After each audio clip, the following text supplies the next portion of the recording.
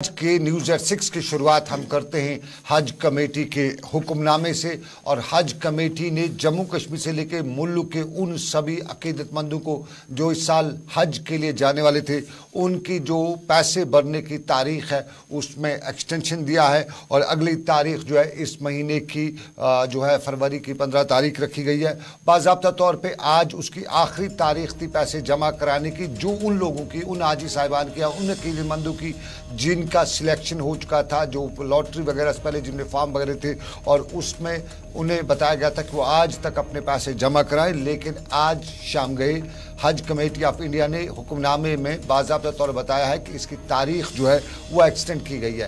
तारीख एक्सटेंड कराने की वजह साफ ज़ाहिर है, सरकारी तौर पे तो नहीं बताया जाता है, लेकिन अवामी हल्कों में इस पर बड़ी चिमगोइयाँ हो रही हैं। 81,800 रुपये का जो रकम है ये हज कमेटी ऑफ इंडिया के खाते में यूजुअली जमा कराई जानी थी और इसकी तारीख जो थी वो आज तक की थी, लेकिन आज हो नहीं सका। मीर हिलाल अंजुरी, वजूहात क्या है? बिल्कुल सनम, ये जो अमाउंट है जिससे एडवांस हज अमाउंट कहते हैं 81,800 रुपये, ये हर आज़मीन को जमा करना था और इस हवाले से आज आखिरी डेट थी, लेकिन अब इसमें तौसी कर दी गई है 15 फरवरी तक। यानी 15 फरवरी तक हज कमेटी ऑफ इंडिया का जो इस हवाले से बाज़ाब्ता सर्कुलर जारी हुआ है उसमें इस बात की वजाहत की गई है कि मुख्तलिफ ऑर्गेनाइजेशन से और कुछ इंडिविजुअल्स की जानिब से हज कमेटी ऑफ इंडिया से ये इस्तिदा की गई है कि इस तारीख में तौसी की जाए ताकि लोग ये जो रकूमात है जमा कर सके। लेकिन वजूहात क्या है?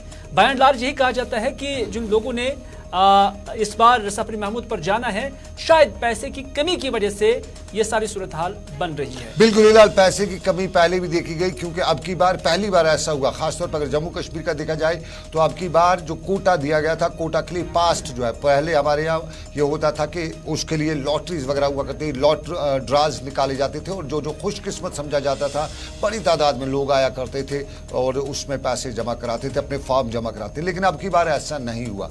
अब की बार जितना कोटा था कोटा से कम तादाद में आया और फिर अब की बार ये भी हुआ कि जो आया वो उसका नाम आ गया। लेकिन अब एक और परेशानी है और परेशानी यही है कि अभी तक जो हज कमेटी कश्मीर से अगर बात की जाए, वहाँ के अहदेदारों से बात की जाती है, उनका भी कहना है कि रिस्पांस जो पैसे भरने का बहुत ही कमज़ोर रिस्पांस है, उस तरह से पैसे जमा नहीं कराए गए।